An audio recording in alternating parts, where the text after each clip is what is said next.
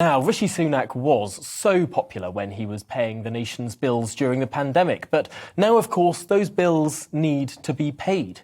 He's facing criticism that he's not helping hard-pressed families enough. And at the same time, plenty of people are unhappy with paying higher taxes. His poll ratings have plunged.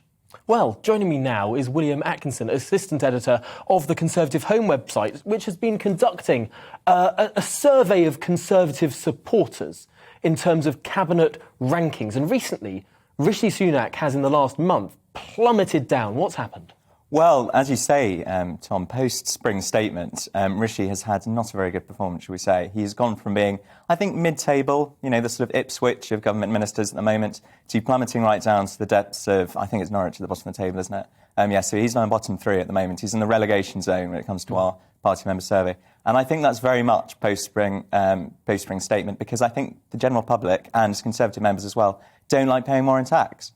They also want the government to spend more money on lots of different priorities, and they don't want the government to borrow money to pay for those priorities, but they also don't want to pay more in tax. So especially today's story may heighten the fact that Mr Sunak is not in a lot of people's good books over the fact that he's making them stump up for actually paying off this pandemic that we've been living through for the last 2 years. It's an unenviable position, I'm sure. However, let's explore this survey in a bit more detail. It's widely respected. It's been uncannily accurate in the past when looking at the fortunes of various leadership contenders.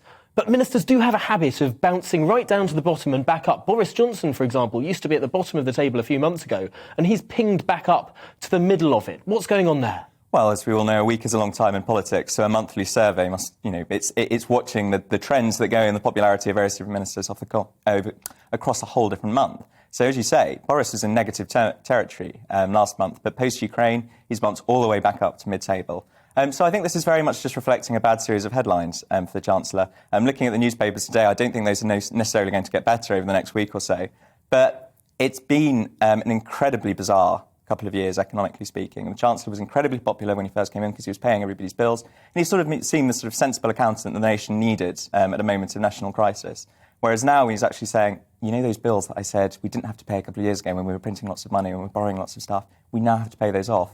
I'm not surprised that all of a sudden people have turned around and say, taxes are essentially high. How can we possibly have taxes so high, blah, blah, blah, blah, blah. And especially because our growth has been so anemic for so long, that's why the Chancellor has to bump up taxes. And again, people don't want to pay them. There does seem to be a concerted Get Rishi operation right now. Yesterday, the Labour Party sent round sort of pretend letters to members of the press lobby in the House of Commons, sort of pretending to be signed from Rishi Sunak, listing the 15 taxes they claim he's raising. Now, some of them, whether or not they're tax rises, can be debated, but certainly many taxes going up. Indeed, a number of members of Labour Party staff going outside the Treasury yesterday wearing face masks of Rishi Sunak's face, holding up letters saying we've raised taxes 15 times.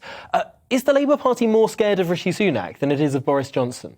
I think to an extent. Certainly when he was Britain's most popular politician over the last couple of years, all the surveys that we have, aside from especially at the moment when the Prime Minister was leading the country at times from his hospital bed, Rishi Sunak has emerged as we say, the nation's favourite politician. But I think the Labour Party, for a couple of reasons, want to go after Rishi, because they can tell he's a very talented political operator, they can tell he's very popular with the public. But also, I think, Tom, we're seeing the worst excesses of some of the Labour Party's traditional mentalities, in that I think they dislike Rishi Sunak because he's somebody who's done very well for himself. They just hate the idea that there's somebody in politics who might actually have done well in business. And so we see with the stuff today going after his wife, we can debate the technicalities of nom-dom status and the rest, but I think it's that worst element of both the Labour Party and indeed the British character, which hates that sort of keeping up with the Joneses mentality, that, it's all right for some.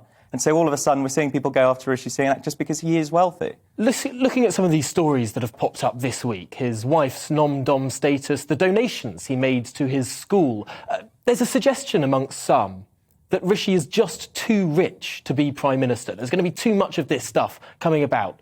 To what extent, in the last 30 seconds of this interview, do you agree with that? I don't agree with that. I think people can respect a man who's done very well for himself. I think his wealth isn't necessarily the thing that most people would think about when voting for him. And I think it's been a very long time since we had a businessman Prime Minister. Harold Macmillan had done pretty well in the publishing world. But I think it would be nice to have somebody with some financial acumen in in number 10. So I don't think Rishi's been written off quite yet. Well, as you said at the start of this interview, a week is indeed a long time in politics. William Atkinson, Assistant Editor of Conservative Home, thanks very much for joining us here on The Briefing this afternoon. Welcome to the GB News YouTube channel. You can watch us live 24 hours a day, catch up on your favourite shows and join in the conversation in the comments below. Don't forget to subscribe and you'll never miss any of our exclusive content.